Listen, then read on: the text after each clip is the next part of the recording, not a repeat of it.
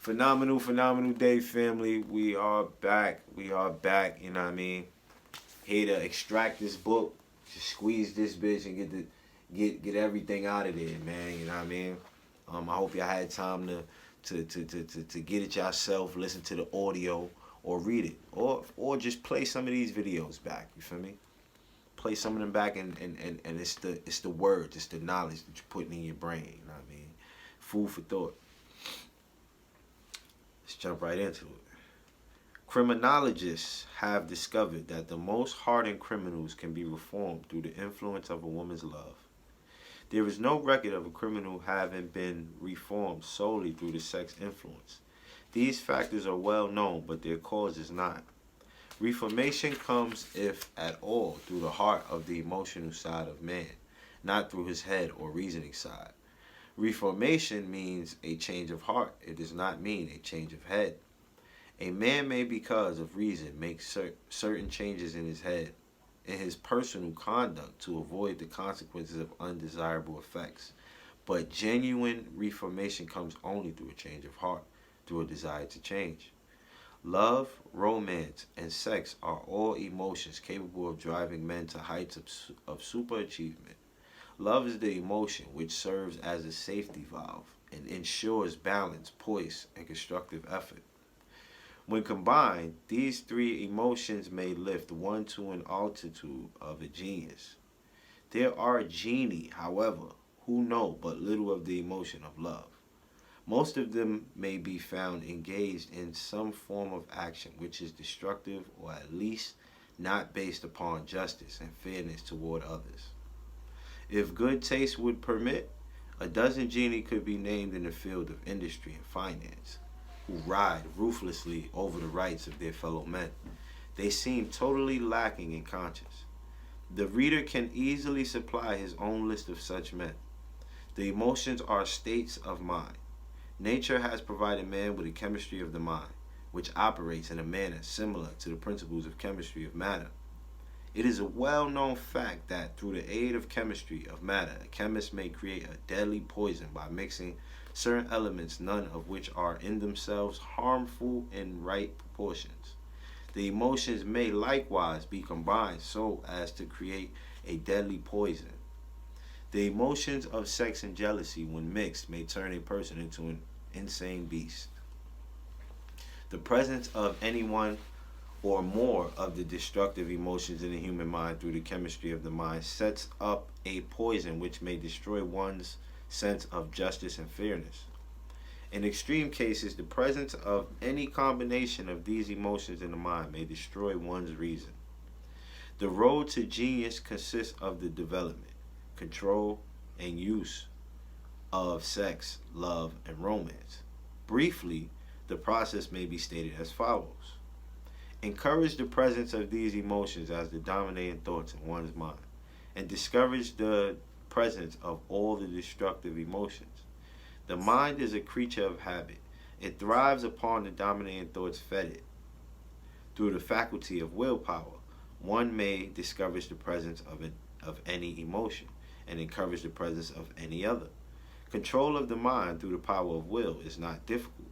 Control comes from persistence and habit. The secret of control lies in understanding the process of transmutation.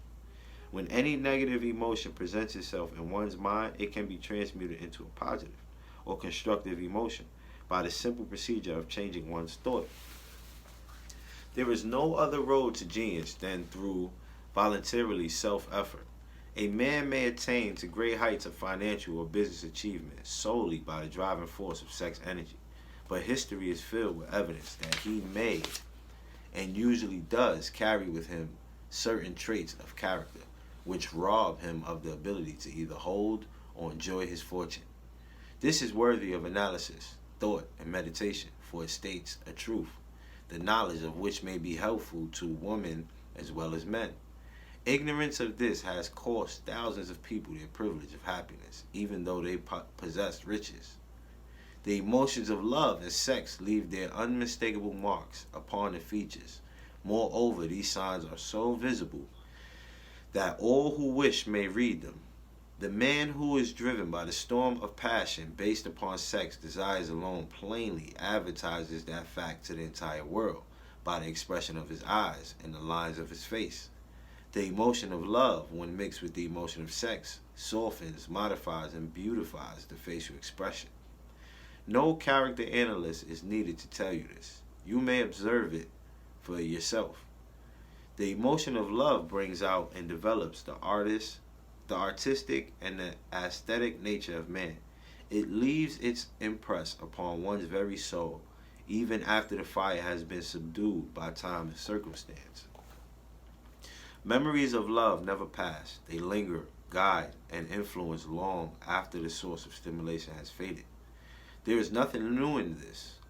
Every person who has been moved by genuine love knows that it leaves enduring traces upon the human heart. The effect of love endures because love is spiritual in nature. The man who cannot be stimulated to great heights of achievement by love is hopeless. He is dead, though he may seem to live. Even the memories of love are sufficient to lift one to a higher plane of creative effort. The major force of love may spin itself and pass away, like a fire which has burned itself out, but it leaves behind indelible marks as evidence that it passed that way. Its departure often prepares the human heart for a still greater love. Go back into your yesterdays at times and bathe your mind in the beautiful memories of past love. It will soften the influence of the present worries and annoyances. It will give you a source of escape from the unpleasant realities of life, and maybe, who knows, your mind will yield to you during this temporary retreat into the world of fantasy. Ideas or plans which may change the entire financial or spiritual status of your life. If you believe yourself unfortunate because you have loved and lost, perish the thought. One who has lost truly can never lose entirely. Love is whimsical and temperamental. Its nature is ephemeral and transitory. It comes when it pleases and goes away without warning. Accept and enjoy it while it remains, but spend no time worrying about its departure. Worry will never bring it back. Dismiss also the thought that love never comes but once. Love may come and go times without number, but there are no two love experiences which affect one in just the same way. There may be, and there usually is, one love experience which leaves a deeper imprint on the heart than all the others. But all love experiences are beneficial, except to the person who becomes resentful and cynical when love makes its departure. There should be no disappointment over love, and there would be none if people understood the difference between the emotions of love and sex. The major difference is that love is spiritual while sex is biological. No experience which touches the human heart with the spiritual force can possibly be harmful, except through ignorance or jealousy. Love is, without question, life's greatest experience. It brings one into communion with infinite intelligence. When mixed with the emotion of romance and sex, it may lead one far up the ladder of creative effort. The emotions of love, sex, and romance are sides of the eternal triangle of achievement, building genius. Nature creates genie through no other force.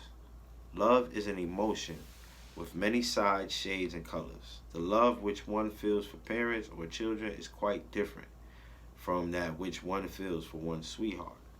The one is mixed with the emotion of sex, while the other is not.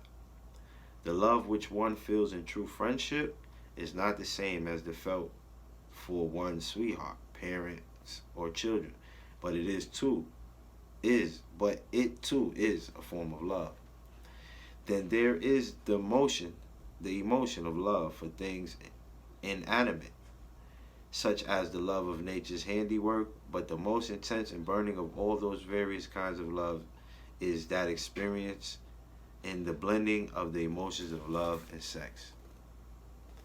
And we're going to end that right there, man. Sheesh, man. We only got a few pages left. Look at that. Look at that. Let's go. Let's get it. feed the mind.